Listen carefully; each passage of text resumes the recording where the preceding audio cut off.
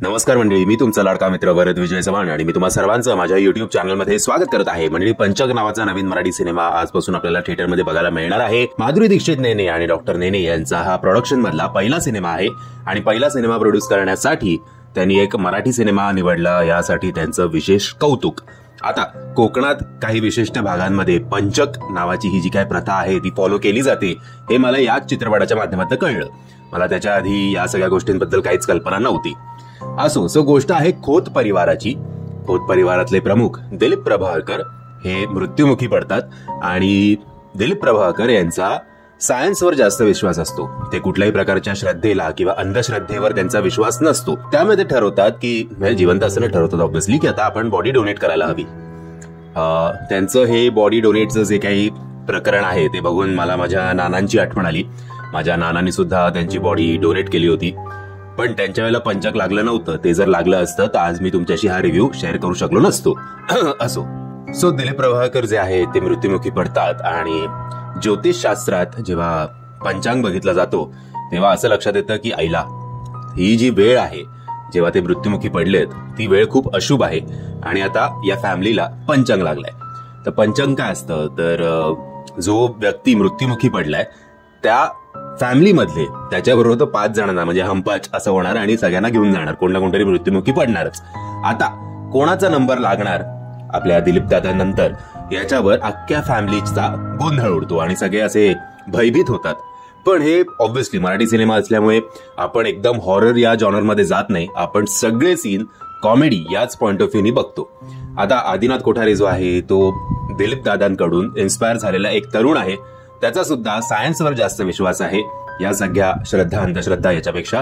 आता तो एक प्लॅन करतो की या लोकांचा या अंधश्रद्धेवर विश्वास बसू नाहीये म्हणून.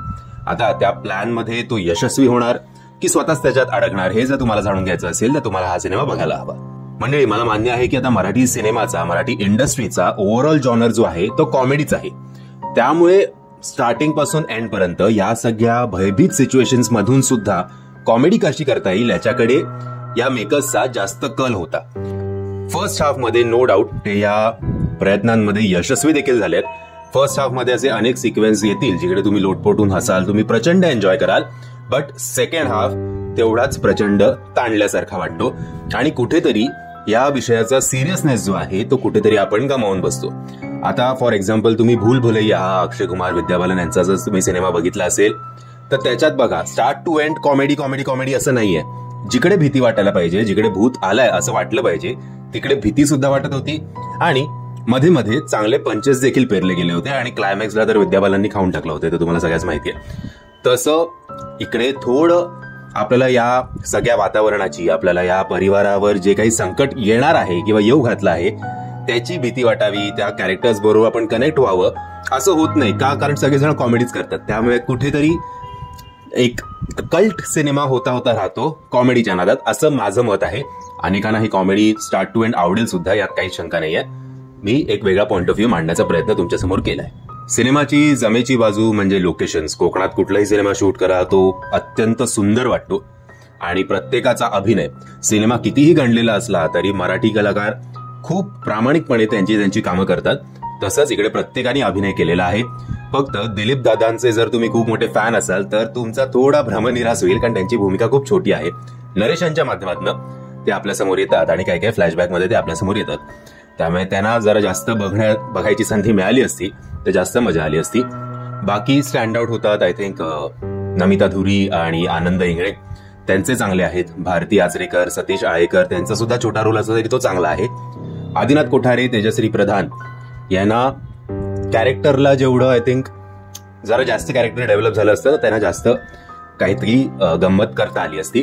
बट जे काय आहे ते सगळ्यांनी प्रामाणिकपणे प्रयत्न केलेला आहे. पंचक लागल्यानंतर ओपराचा जो काही वापर करण्यात आलाय तो सुद्धा खूप चांगला झालाय. सो संगीत आणि म्युझिक सुद्धा उत्तम, डिरेक्शन सुद्धा बऱ्यापैकी चांगलं झालंय. फक्त आणि हा सिनेमा सुद्धा 2 तासाचाच आहे, सो काही फार मोठा सिनेमा नाहीये. फक्त जर हा सेकंड हाफ गणलाय, म्हणजे सेकंड हाफला ऍक्च्युअली सिनेमाला पंचक लागलाय असं म्हणायला काही हरकत नाही. Overall booking wise I think उद्या किंवा परवा आपल्याला कळेल की हा सिनेमा कितपत यशस्वी होणार आहे बॉक्स ऑफिसवरती. आज तरी किंवा आत्ता तरी जरा थंड प्रतिसाद आहे. कदाचित संध्याकाळचा शोजला हा पिकअप करेल. बाकी प्रयत्नांसाठी, बॅकग्राऊंड म्युझिकसाठी, लोकेशनसाठी, प्रत्येकाच्या अभिनयासाठी एक वेगळा विषय आपल्यासमोर मांडण्यासाठी या सिनेमाला मी देतोय 3 स्टार.